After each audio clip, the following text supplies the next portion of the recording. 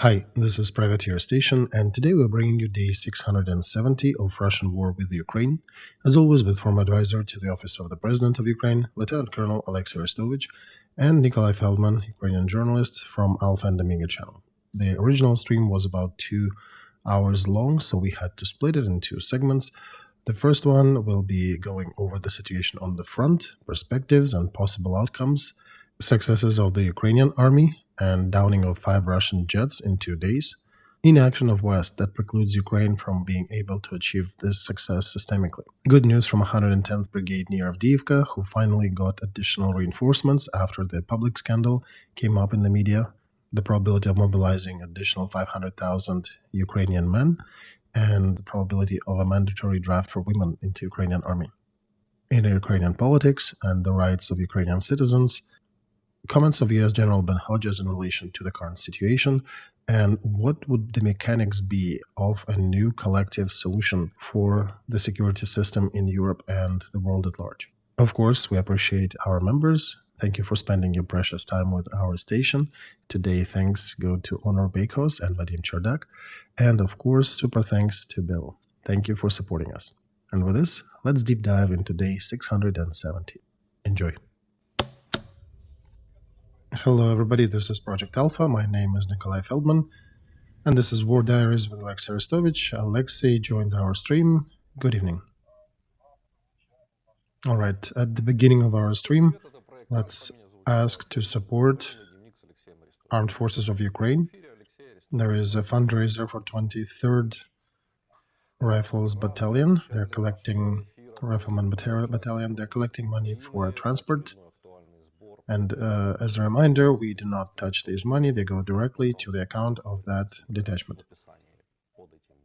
We actually have a pretty big line out there, about 20 different brigades in it.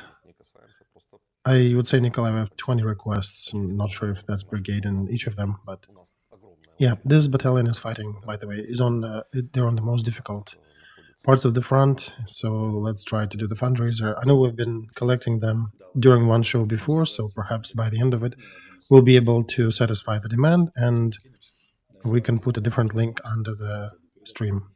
Donetsk direction generally is also Maranka, and we're getting a lot of controversial signals from there.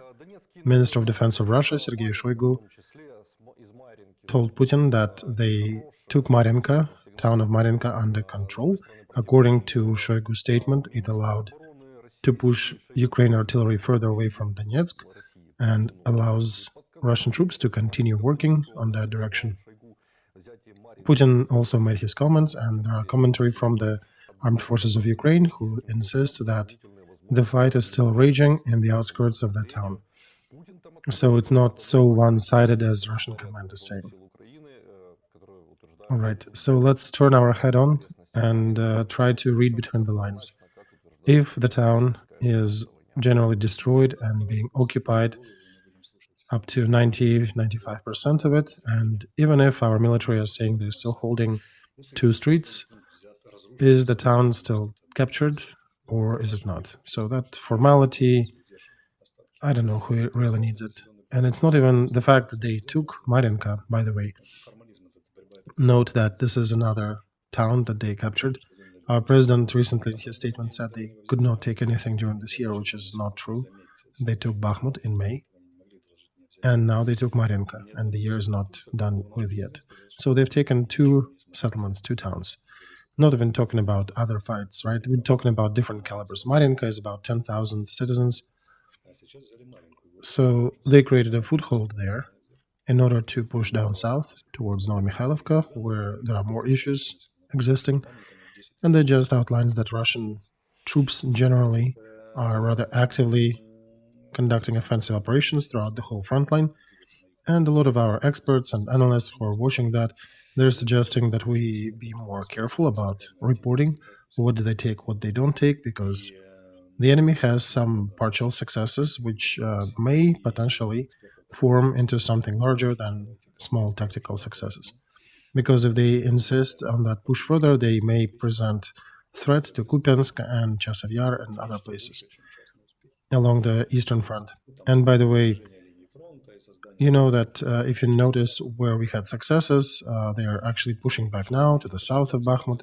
Avdiivka is also under threat today. Unnamed Ukrainian military were talking to some media channels, and they said that Avdiivka is under serious threat now. Remember, a few months ago, I was very skeptical about our capability to hold it, just because the shape of the front line is not supporting such a proposition. The main task would be to deplete the offensive potential of the enemy with our successful defense, and then the last element would be to withdraw our troops there on time, because square meters, square yards, square miles mean nothing. Army and people serving in the army are everything. While you have the army, you have the country.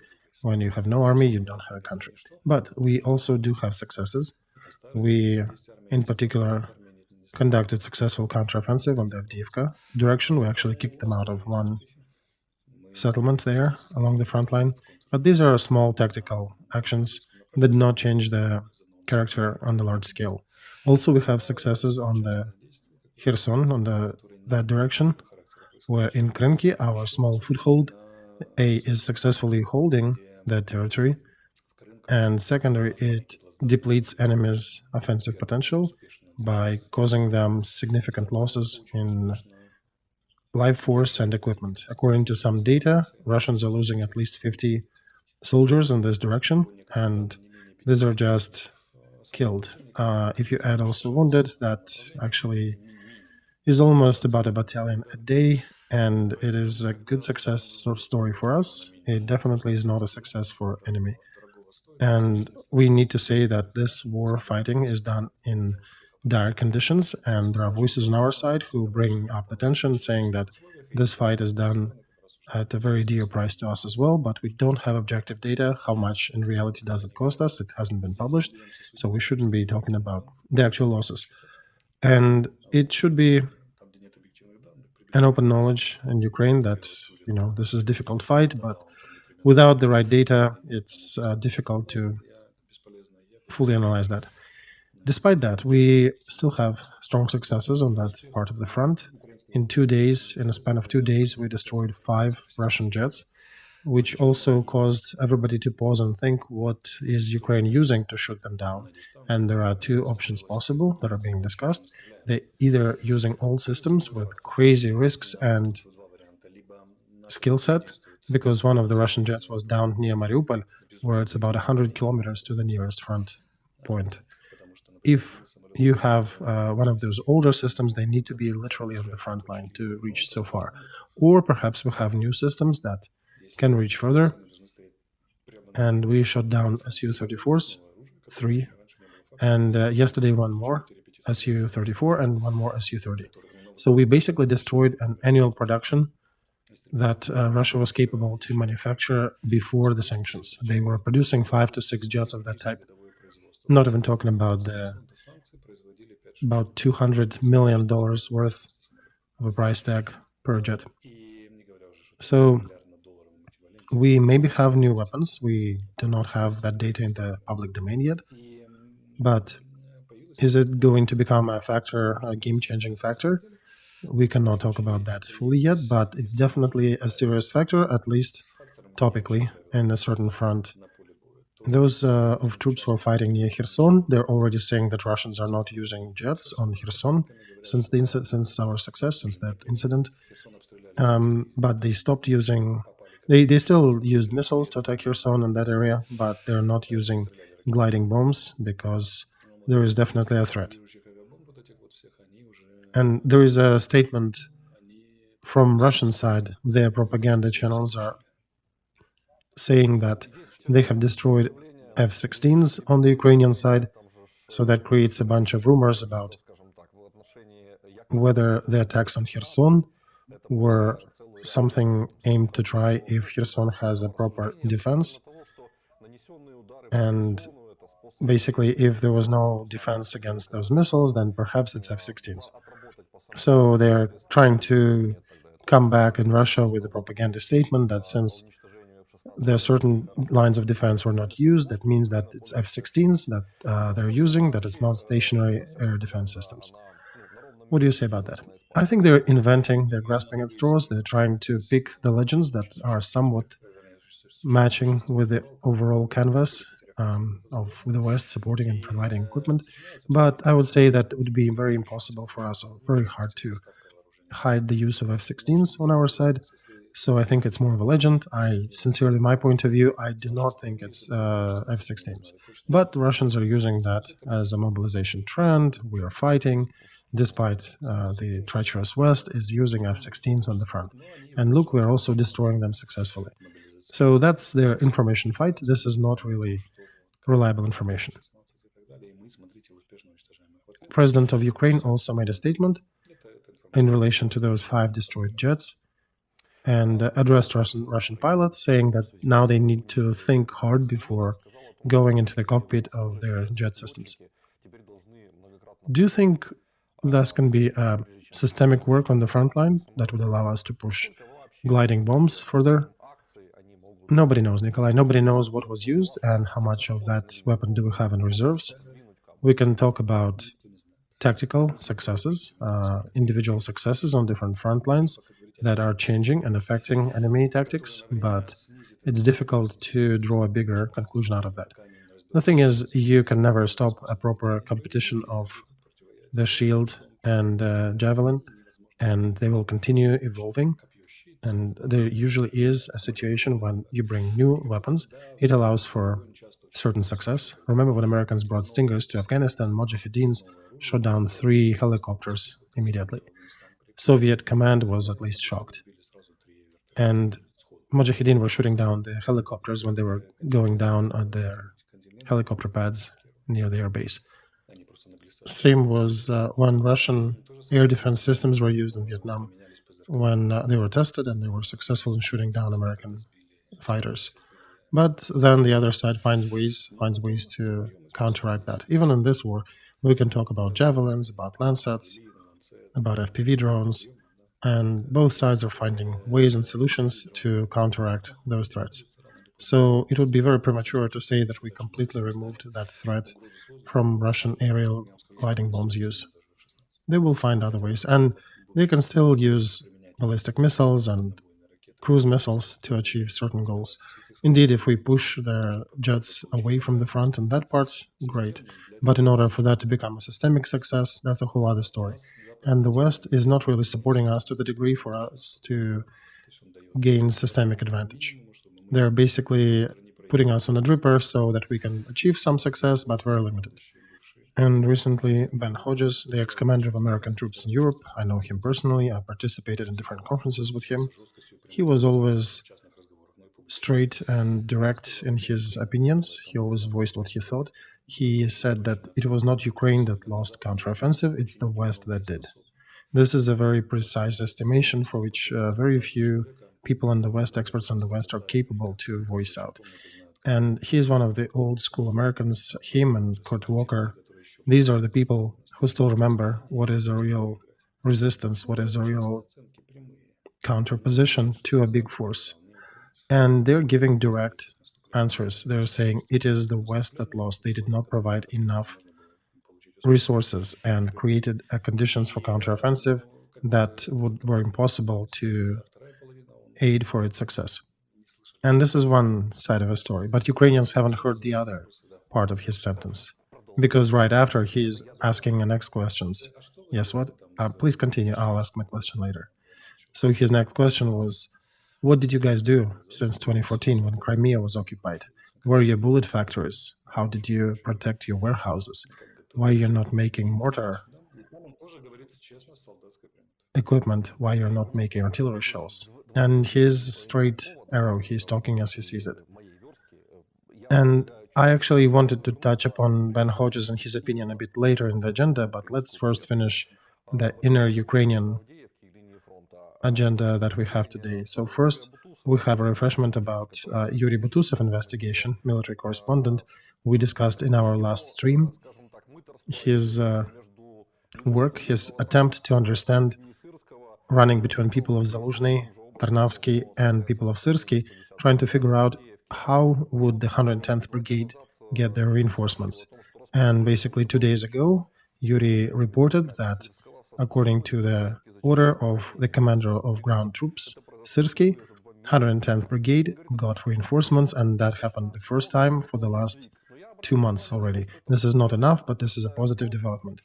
And I looked at that and thought that this actually confirms that all these systems that are in charge of replenishment of troops on the front, they are under control of Syrsky, and it's not under Zaluzhny at the moment. It means that Zaluzhny is not involved in these processes. Yes, the drafting and additional resources are under purview of Syrsky, under the commander of ground troops. Here's also a different aspect that I would like to outline, that our country is learning about big changes in its military destiny via the Western press. And the country is managed, or these issues are managed, via the scandals in our press. If Yuriy Butusov would not be bringing this issue over and over again to the level that it became resonant in the society, they might not still have any reinforcements. So I would pose a question here. Is the system correct? Is that system that we have enough to solve basically biblical-sized matters that we have facing our country? Because our country is managed in a very manual mode, very poorly, through a series of media scandals. When do things change in Ukraine? When there are publications and there is a public outrage. What about the systemic government politics? Yes, indeed, Alexei, but let's continue and switch over to Russian agenda as well in relation to the war. Minister of Defense of Russia refused to limit the service time for new draftees with 1 year limit. From one of the congressmen of St. Petersburg, who was in turn addressed by the wives of reservists, he tried to bring up this initiative, and that was shot down. Do you think that public appeal of the wives of reservists, can they change the situation in Russia? Or you're asking if they have enough potential to create a public problem for Putin's government? I doubt. They'll probably be explained. Some of them will get what they ask for, others will get money. They'll find ways around it. I don't think they'll cause anything significant. Now let's go to our side. Russian Minister of Defense, why are they refusing to demobilize their 1 year mobilized infantry? Because they understand they will not have anybody to replace them with. So they're refusing to do that. Now, in our side, we're discussing the need to rotate and the need to bring another 500,000, right? But that implies the degree that we do not understand, or our leadership does not understand the situation. Because if we are letting go the soldiers that have already served their time and we're bringing new ones, even if we're doing that in waves, then until the new recruits will get enough experience, until they're capable to successfully carry out their duties, every detachment where they will they comprise about 30% of the main body of the detachment, they will be weakened. And okay, a bigger question. During a year, we return back to the economy 500,000 of our warfighters. How good of economic agents are they? These people would need rehabilitation for months and months. And it would be rather difficult for them, regardless of whether they were a manager, a driver, or a CNC machine worker. It'll take them at least 2-3 months of rehabilitation before going back to that work, if we are being honest. And I wrote a post today about mobilization. And in my view, the mobilization project that is about to start in Ukraine has a series of serious flaws. And the main problem is that it is built on tightening the bolts and is completely lacking in any reward compartment. There are no even public media clips or commercials suggesting that people go and join the army. Our president addressed Russian jet fighters, telling them to think twice, but he's not addressing our recruits, potential recruits.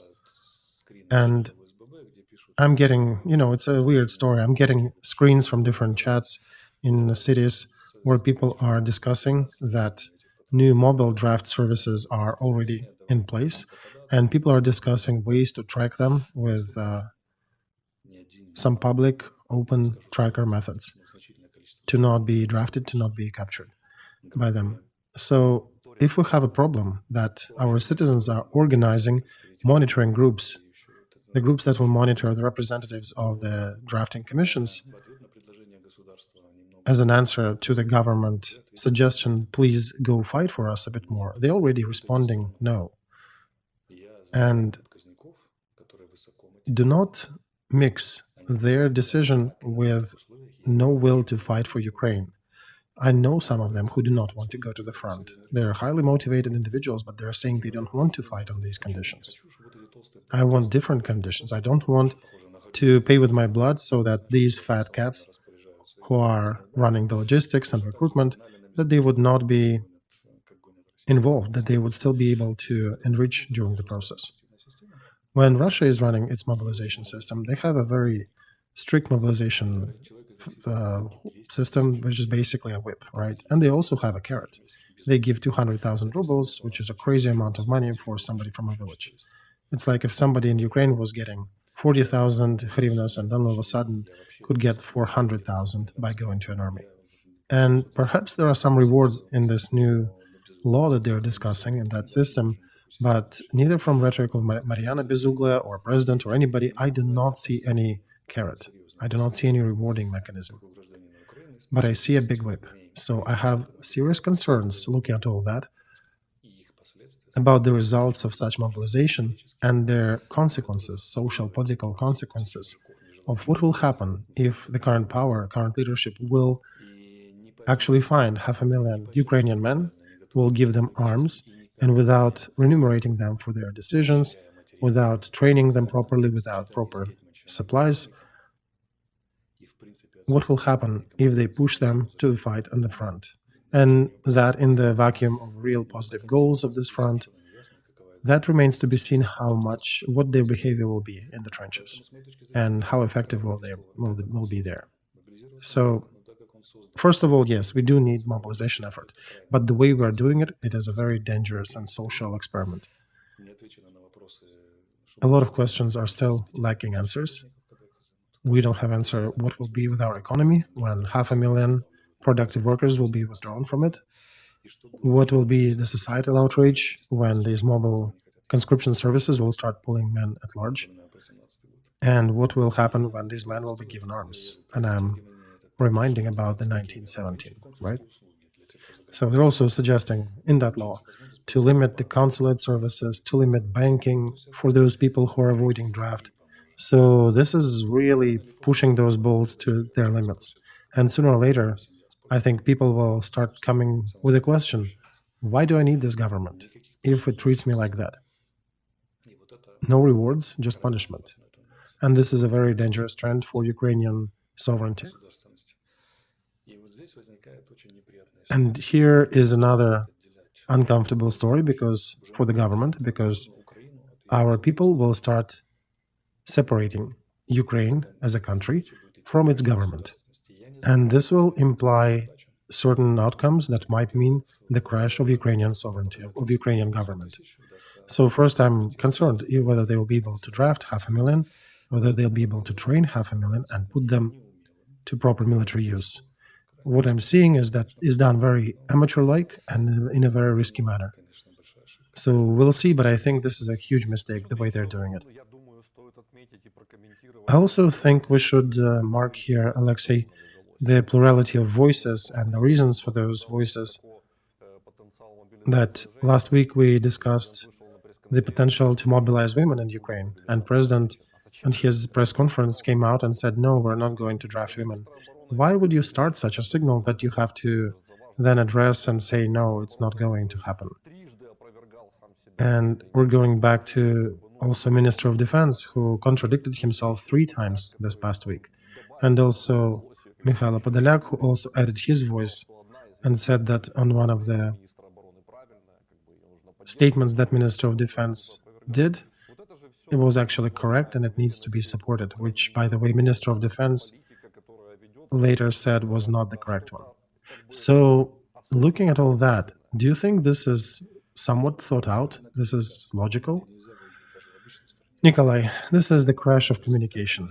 Even in a country that is not waging a big war, that is not fighting for its life, you need better comms, right? And in the country where we're facing so many issues, we need to be triple more effective in terms of communicating.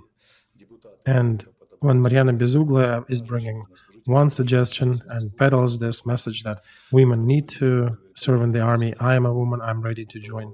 And then the president comes out and says, no, women will not serve in the military obligatory. There'll be no draft.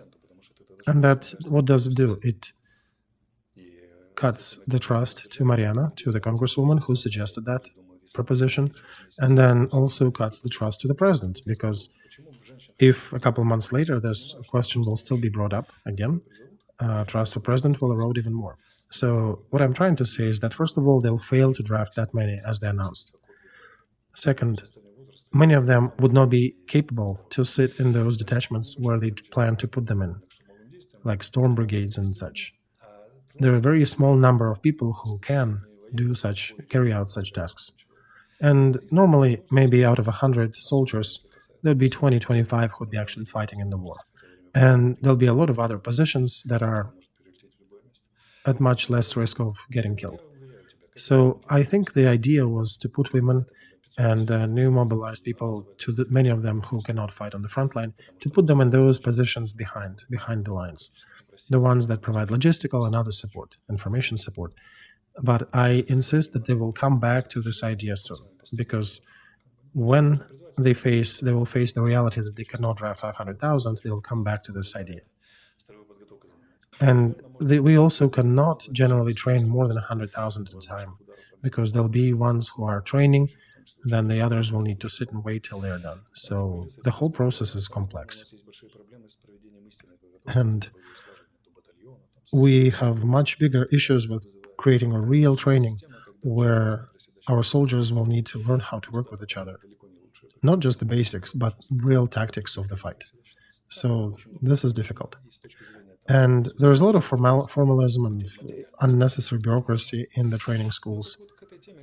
So generally, I don't think we'll be too successful in providing the proper training. So eventually, when they discover that men are not enough, they don't have enough resources to draft more men or to train them better, they'll come back to the idea that they'll need to draft women. I don't know when that'll happen, but I'm quite sure we'll come back to seeing this proposal later in the news. And I think this discussion was not an accident. I think they initially brought it now here to measure the societal response. They saw a huge pushback, and President had to come out and denounce that initiative. But trust me, we'll be back at this topic. All right, another point. We'll probably return to that matter. Let's quote Ben Hodges, who criticized the system of mobilization in Ukraine. He also says that we still need to conscript all of the healthy Ukrainians, regardless of their sex. And he thinks that the fact that Ukrainians are hanging out in Europe and other places is not right. Ukraine will need to find ways to bring those resources to the front.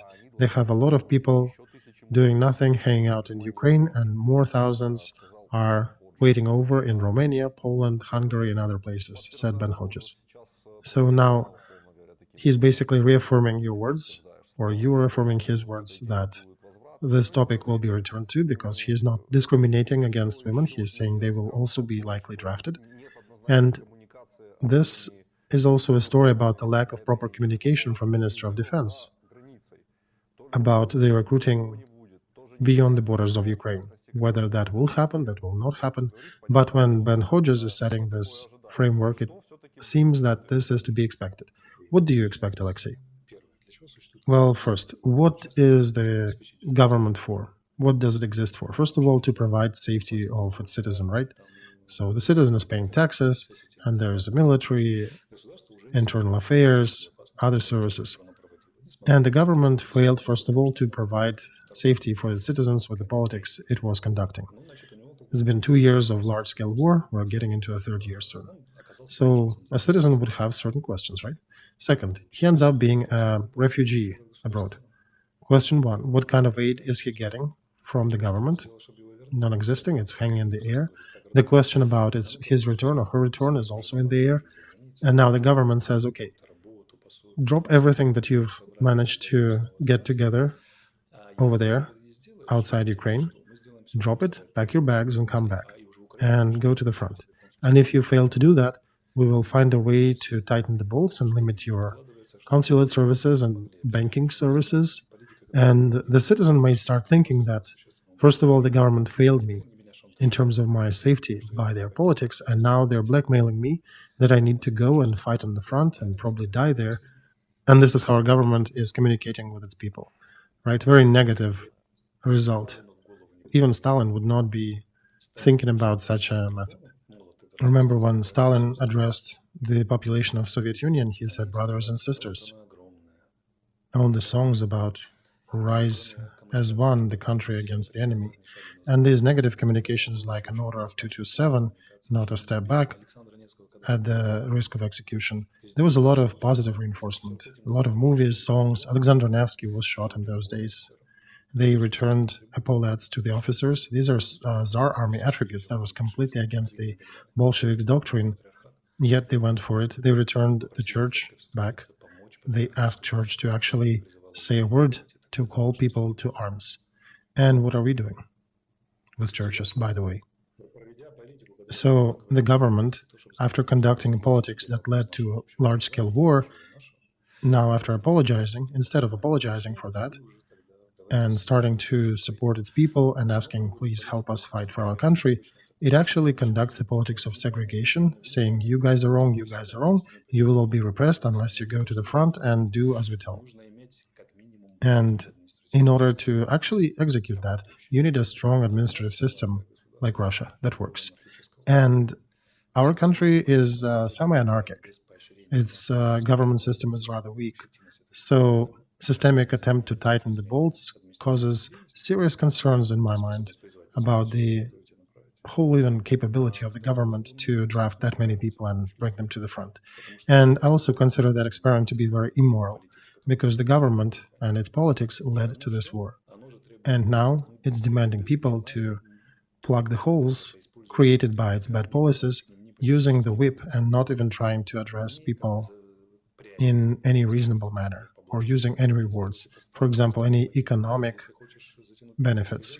It's an old Machiavellian principle. If you want to tighten military bolts, you need to release economic bolts, and the other way around.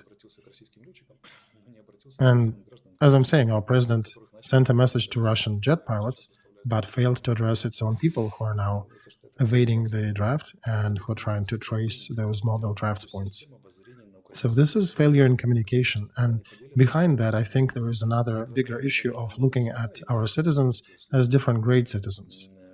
And a glaring underlining of such a view is the fact that a lot of congressmen have their kids, and very few of those are on the front. There are several congressmen who personally went there, right? They made this decision and they did that. But there are a lot of congressmen who have their family members that are avoiding draft. So I would suggest a social experiment. If government bureaucrats, starting with, let's say, cabinet of ministers, all organs of the central power, except for the power agencies, and congressmen, congresswomen, should give information about how many members of their family have served or are serving in the Ukraine armed forces. And yeah, both who served before and during the previous operations and who are in the army right now, members of their families, and who are eligible to serve. And that truth will actually be very uncomfortable for Ukrainians, because it will likely show that we're still living in the situation of 17th century, when the rich, the dukes, have everything, and general populace has to pay for all that. The situation will change when the members of families of our leadership will go and serve in that military. Because we're all screaming here, we want to be like Israel. Well, let's look at Israel. The son of ex-minister of defense dies in Gaza. Every Israeli minister, every congressman, their children are serving. Those congressmen have served, most of them. It's obligatory there. And the number of dead representatives of elites is noted. It's not one or two. We can clarify the numbers, but you cannot catch a single Israeli congressman who says, no, my son is not going, because there are reasons. Leaders of fractions, even most patriotic ones, who are for European Union, for NATO, and for Ukraine, they have adult sons. Where are they? That's a fair question, Alexei. Where are they? if they were inside in Ukraine armed services or serving their military duty there, that would have been a different story, right? Right. I'm afraid we'll find that there are very few of them there. And what is the proposition that a citizen gets, a usual citizen? You went to buy bread and you got caught and you're sent to the front, but what about the kids of elites?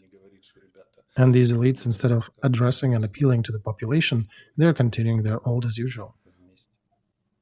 Let me clarify one more question. Your opinion. What do you think about these words of Ben Hodges, about the draft of Ukrainians inside the European Union countries? Do you think this is more of a framework that he's actually turning to Ukrainians and sending a message to them so they would not be just hanging out there, that they would try to integrate into those countries where they are, so they would not be just on a welfare system there? Otherwise, please go back to Ukraine. Yeah, I think he's a former military person. I don't think he analyzes economic too deep in his speeches at this point. But Ukrainians, they usually do integrate pretty well into European countries. And there are other motivation systems, like Czech Republic offered $1,200 to every man who will decide to return to Ukraine to fight. Estonia decided that they'll just deport some of those refugees who are not integrating, who are of conscription age. But long-term, that situation I don't think will be a success, because if you remember, I think in Finland, they got the guy who was cutting ears off our IDAR fighters back in 2014, and he was not released to prosecution in Ukraine with the formulation that Ukrainian penitentiary system is subpar and doesn't provide for the rights of the inmate. So they ran the court themselves up there in Finland. And yeah, overall, everybody who will be at risk of such a return of that judicial action in Europe, they probably will appeal to the human rights court there and will get some free legal advice or maybe paid legal advice. And they'll probably be quickly explained that nobody will extradite you from Europe or from the United States. So this is also a rotten communication to start with. And given that it doesn't flow with what the communication came today or this week from our leadership, this is, again, outlines that the project of mobilization is not really thought out. And it's not thought out to a degree that the main ulcers of our society are coming to light in that. And they do not add to anybody's desire to fight for this government. Now, again, for the government, not for the country. There are people eager to fight for the country, but who are refusing to fight for this government, and they start to differentiate. And the government did a lot in order for people to start awakening and understanding that Ukrainian leadership is not Ukrainian home. Right? Because everybody loves home, everybody loves motherland, everybody loves Ukraine. But if you ask the same question about the government, that'll be a whole other system of relations brought to light. And the further we go, the worse it becomes. Okay, let's finish with the Hodges topic and return to his statement that it is us, the West, that failed and not Ukraine. Hodges was also part to those elevated expectations. I think he can be added to the bulk of those public persons who were communicating about successes of counteroffensive. And it seems like he is also changing his rhetoric. Why do you think we're not seeing Jackal Expresses running on Hodges? Because Americans can do everything, right? They're white gentlemen, they're white overlords. Sarcastic here, but we in Ukraine cannot criticize that. They can. And I'll give you an example. Let me type up something in Google. What if Ukraine loses? And we get, let's see, here. A Politico, right? Yeah. Politico discussion, what happens if Ukraine and Russian potentials get joined together, what will happen in the world. So if American publication, Politico, is discussing this scenario, what does the whole Ukrainian press do? They're saying, wise Americans are warning us, and we are shameless and with our issues. Okay. But when a Ukrainian comes up with the same discussion that actually brings to light this scenario, then what happens? They declare him to be a Moscow spy. And let's not point fingers here, right? It actually is about time to bring the news from one Ukrainian citizen, actually provoked by one Ukrainian citizen with the last name Arestovych. What else did he say? So, ex-advisor to the office of the President of Ukraine, Arestovych, made a statement that the West did not come to the war, did not show to the war of Russia with Ukraine. The West did not take interests of Russia while expanding NATO to the east, and the exit from this situation is creating new security system for the world. Ex-advisor to Bankovskaya Street doesn't see a reason for wasting tens of thousands more people who are dying now for Avdiivka and soon will be dying for Chasiv Yar. What for? Because we are liked by the leaders from Washington and Brussels, while two monkeys are killing each other in a cage, says Arestovych. And he thinks that it's only new Ukraine that can find agreement with Russia, and Putin will continue pressing on the currently existing Ukraine. There are more quotes here, but do understand it right, that the main part of the ideas that you project outwards about the West, that is not to wait from collective West, some suggestions about collective security, but actually start the initiative, take the initiative, and start this process by Ukraine and Russia, and nobody else in the world can do that. All right. Let's talk about from the same angle. What does the White Lord have a right to do and what Ukrainians don't? Still sarcastic. But there is a telegram by George Kennan, distinguished American mastermind. He's called an architect of Cold War. He sent a very detailed system, outlined a detailed system of relations with Soviet Union, and guessed everything so precisely that it became the logic of the whole interaction of the West, of the United States, since 1945 till 1991. That canon lived to the beginning of 2000s. And the second part of discussion is not being brought to light for us. But Americans do know that part. And that guy was a hardcore American, right? American to the bone, of the old school, who were not afraid to intervene into different problems in the world and take pro-American position. So he was essentially walking the hallways of power and screaming at them, do not expand NATO to the east, because it will lead to the war with Russia, which you will lose. This was not some tribesman Arestovych from somewhere in Papua New Guinea who is verboten from expressing his free opinions in Ukraine. This is the architect of Cold War and American strategy in that war, Kennan. You can just Google up a few things. Kennan and NATO expansion. You'll find it in the English sources. Everything is available. It's not some obscure Telegram channel. Now, we'll listen to Kennan's point of view. Again, not Arestovych or any other Ukrainian. Let's take another white gentleman, still sarcastic, in United States. Let's read the Politico publication. Let's read what will happen if Ukraine loses, right? They can.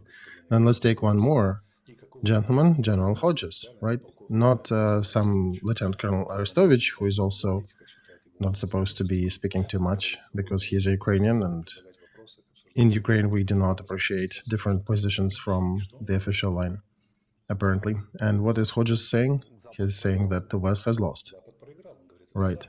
So his message is that the West failed to prepare the counteroffensive. It is us who thought that Tokmak could be captured, and then we failed to do that. And of course, there is our share of responsibility. We here at Ukraine thought that Tokmak was achievable, and we had enough resources to take Tokmak, I would say, if we haven't squandered our resources on the Eastern Front instead, if we concentrated on the South. And this group of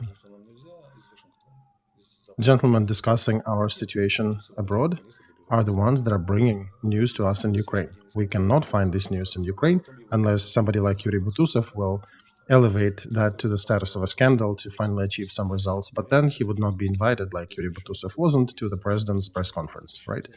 So he would not ask uncomfortable questions. And I also want to remind that same Arestovych that you started this question with, he, back in 2019, there is a video out there on YouTube. There are my posts from that time as well, that the price for Ukraine for joining NATO will be a big war with Russia. And if we are ready to follow through, we need to be ready for this war. But A, we dubbed this point of view to be a Moscow spy, regurgitation of Moscow data. We blamed him to be Moscow agent. We were not preparing for war, and now we are losing that war. Or at least, definitely not winning. And who's talking about that now? Our foreign aides, our foreign partners, right? Americans, Europeans, and people who are fighting on the front. Then when we hear it from our soldiers on the front, then we say, oh, situation is bad. But they're about the only group in society who are actually allowed to criticize anything. And with such an attitude, I want to say that we have lost this war already if we do not fix that. Because the way the government communicates, the way the government wants to tighten all the bolts, regardless of how big the plans are for conscription, right? How many times they go back and forth on the same thing. When the Minister of Defense changes his mind 3 times during a week, that's a sign of anything except for strategy. And that's why I'm saying this government leader, the government system, our current leadership are incapable of leading us to the victory in this conflict. We need to change that. That system needs to be upgraded. And you know, another thing, in this document that you quoted, that you started quoting, when they failed to quote the second part of my statement. And that's another sign of losing, when you do not quote fully. And they're starting to tell how bad of a spy Arestovych is, right? Let's read the full quote. The full quote says, "For 32 years, we've been leading pro-West politics. Now we're being suggested to conduct pro-Russian politics. And I'm suggesting to conduct pro-Ukrainian politics, that is, that has Ukrainian interests in its mind and heart." Why they're not quoting that second part of my equation? So I want to say that people who are being paid money to distort the words of somebody, they already have lost. Let me clarify here a little more, Alexei. No, sorry, Nikolay, let me finish a couple more things here. Just tie up the bow. Those people who are discussing a lot of things in Ukraine, they're also not aware of the discussion happening in the United States. I'm here, I'm in New York, I know what they're talking about, and I know what and in what light should we be discussing our issues with them so the aid would not stop. Because if it stops, we're done with. Perhaps not all of us will be killed, but a lot of us will be, and Ukraine as a country will be no more for sure. So when I'm looking at the situation here and saying that this is the right rhetoric, this is how we should address it with the West, that if Ukraine joins Russia and brings the, so to say, historical bill to the West, basically highlighting that, you know, that if Ukraine and Russia join their resources, they can probably reach English Channel. If they fail to support Ukraine in this war, that's likely what will eventually happen. I'm being accused that I'm bringing some forbidden rhetoric, while that is what's discussed in the West. These are scenarios that they're considering. About the collective bill, what is the mechanics that you're suggesting? Nikolay, I mean collective historical bill, right? Not the legal bill in this sense of word. Because, no, I'm sorry for interrupting, but my picture is like, as I'm trying to follow through with what you said. President Zelensky comes to President of Russian Federation and says, let's strike truce accords and present some joint bill to the West. How would that look like physically in the real universe? Nikolay, President Zelensky cannot come to President Putin because he is calling him subhuman or not a human on his press conference. Well, in general, no, it's not in general. It's the quality of politics, right? Because sooner or later, everybody understands this war will end in negotiations. Well, President Zelensky did talk about negotiations too, right? So America is suggesting that, yeah, we'll create something and we'll discuss that with Russia, and if they're ready, we'll start discussing. But how do you sit down at the table with a person whom you called subhuman or non-human? What can you agree about? Look, what's responsibility in the social networks? You can write pig dog and there'll be a lot of likes and some people will be cheering. But when one president is calling another president a pig dog or a subhuman, he is killing almost automatically a couple thousand, maybe a couple dozens of thousands, maybe a couple hundred of thousands of his own citizens. Because the war can rage for 10 years, for 20 years, and at the end you will still have to sit down at the table with somebody whom you called a pig dog. And a responsible president should not be behaving like that. You can hate your opponent, you can think that he's a Satan, but you still need to keep in mind that one day you'll need to discuss terms of returning prisoners of war, terms of returning the territories, other principles of coexistence, because you're geographically still nearby. But who will be talking to you if you are calling that person a pig dog? So how many times did he call Putin a subhuman during this press conference? I didn't count, sorry, Alexei. Right, numerous times. So this is the question to the level of thinking of political elites. They cannot calculate several steps forward.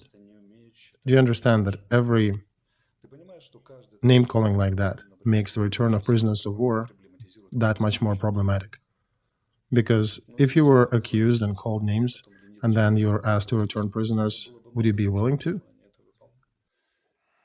A responsible politician should not be behaving like that. You can be doing it only in one case, when you're guaranteed and you know that you will destroy your opponent. You will bring upon full capitulation and you have enough economic power, military power, you have unions, and then at the end of the story, you'll have the skull of your opponent on your shelf, like Stalin had the jaw of Hitler. And do we have these prospects? When Putin's body, if he'll be burned of the imperial chancellery courtyard and you'll get some can of ashes or a jaw or something, do you think this probability exists technically? I don't see it, Alexei, right? Given that right now there is a critical stage of war when we're asking if the West will even continue supporting us. So why do you run your tongue amok? You are a leader of a nation and you have to be more careful about your verbiage. And what a citizen can afford himself do in Facebook when he or she is full of grief for losing somebody on the front, president has no rights to afford himself such a rhetoric. Minister of Defense of a fighting country cannot be changing his point of view 3 times during 1 week on one of the most important topics on mobilization, a key question that will either kill our country or will save it. Mobilization will be such a decisive factor. So what level of government management are we talking about? I'm posting the question about the quality of management, of quality of government management, administration. And whatever else is being discussed, the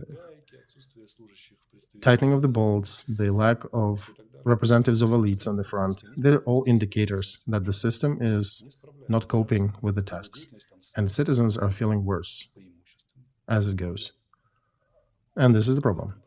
All right, so let's still clarify one moment, because Putin said already that he's open for negotiations. They're sitting at the table waiting for the other side to come. So theoretically, such formula, I think, is possible. I'm trying to calculate the consequences of this. So we're talking about the West, and we're talking about the formula. Let me draw it out for you, how it could look like if, and all these suggestions about historic bills and all that, about negotiations of peace, they only are capable in a certain framework. And without that framework, these ideas are absolutely non-existent. And this framework doesn't exist yet. So that's why many people looking at these suggestions see them as fake, see them as mirage somewhere in the horizon. But once again, I'm talking about the framework when this world will have at large will have enough brains to post a question that the old system of collective security is not working. The one that was established in 1945, it's destroyed and it's dysfunctional. We need a new system of collective security, considering the interests of all players at the table. Russia is impossible to be physically defeated completely.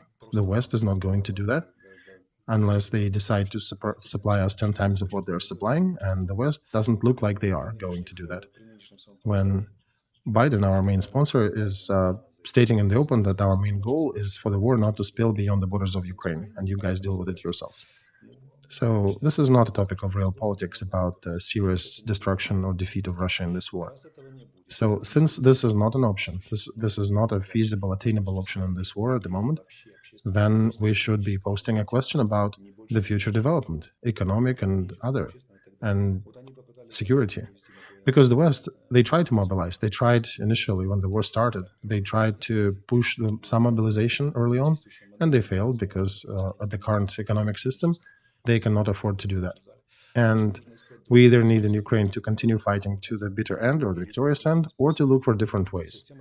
Here we'll either have to install a system of collective security, which can be installed by smart people as a result of diplomacy or as a result of a protracted warfare for 10 or 20 years.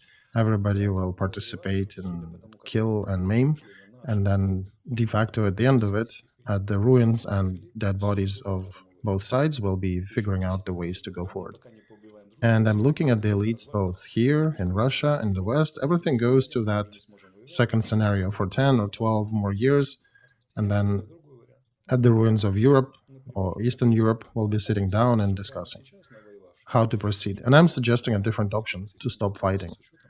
Perhaps we've seen enough war already, and maybe sit down now and start discussing the system of collective security right now, considering all the realities. The strong side of that suggestion is that not everything is so wonderful in Russia as the Russian propaganda is portraying it to be. When they're screaming in their chats, Russia is pushing, they're taking Maranka, they're pushing on the front. Guys, the way you are taking Maranka, you'll be walking to Dnieper and to Zaporozhye for another 100 years with that tempo, with huge losses. So everything is not exactly bright there, and they know. They know it. The sanctions, they're not drastically changing their situation, but they are. And they cannot ultimately afford to be losing 20,000 people for every little town. They can afford it for quite a while, but at the end, this is not the way. And there are enough voices inside Russia who are, or who would be, receptive to an idea of discussions and negotiations. And there are, of course, risks that some people are saying that Russians will use the pause to aggregate more force to then attack us again. Then I'm also posting a question: are you idiots? If they're using the pause to increase their capacity, to concentrate their troops, we need to use the pause too. We shouldn't be stopping. We should be growing our way and capability to defend our territory. Why do people imply that negotiations means disarmament? It is not. And structurally, I'm suggesting to start negotiations in parallel with investing heavily in the military-industrial complex and integration with our neighbors, and making sure that the enemy would not even think about restarting that war again for fear of losing. And yeah, that's why they shouldn't be taking my words out of context, because I'm not implying that negotiations means ceasing growing our military potential. We need to continue increasing it. We need to use that pause and increase that barrier to such a degree that in the next round, even taking a town of Avdiivka size will be an unattainable dream for Russians. And they do have different points of view on their side. They also have certain struggles between them. if we are suggesting smart ideas, then those groups in Russia who are suggesting smart ideas too, they become more powerful. If we are suggesting idiotic ideas and continue fighting to the end, to the borders of 91, when we don't even have resources to do that, then the other group in Russia will be strengthening and the outcome will be different. So if we considered and with open eyes that the system of 1945 is not working and we need to renegotiate that, we probably would have stopped this war already. This war is senseless and it's just leading to exhaustion of potentials on both sides, but they have more potential. And people need to understand that we cannot wake up and bring back to the 23rd of February. And here, including in America around me, there are a lot of people in a psychological stupor who enjoyed the old world when they dominated, when they could announce the end of history. This world doesn't exist no more. And the 24th of February showed that, and 7th of October in Israel showed that. And yet they're still not on page with this memo. They're still not getting that you cannot come back to that old time. The world changed. I understand that already, and I'm suggesting new decisions for the new world. And they're trying to come back to the old. And it would be nice if they actually tried. They're not even trying. They're just saying that between the wall with Mexico and aid to Ukraine, the wall to Mexico with Mexico is more important. And when you appeal to them saying, well, we all will die, well, maybe not all of us, but all those who fought for Ukraine will be executed. You get an answer that, yeah, but the illegals are such a big threat that the wall is more important for us. So this is the real politic of the West, not what Ukrainians are dreaming when they're saying that the West will awaken one time and will come fully to the front. I'm saying it won't. And I'm saying more. If it wakes up, why are you thinking it will take your side? Awoken West may be a much more cold-blooded creature, may push Ukrainians' interests to the side for its own interests. Why do you think the West will be on your side when it wakes up? You communicate a lot with them, you follow their intellectual discussions, the internal logics here. No, I'm here and I'm listening to that, and that's why I have a different opinion. And you built a government in Ukraine where I cannot express these ideas for fear of being accused of being a Moscow agent. But you want people to fight for your ideas and die on the front.